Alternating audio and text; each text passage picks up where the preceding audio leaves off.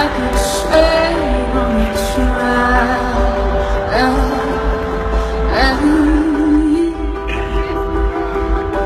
and coming towards her, stuck still, no turning back.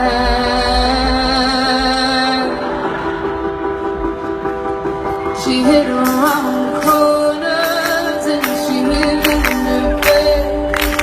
She killed it with kisses and from it she fled. With every bubble she sank with a train and washed it away on the kitchen sink. The dark days are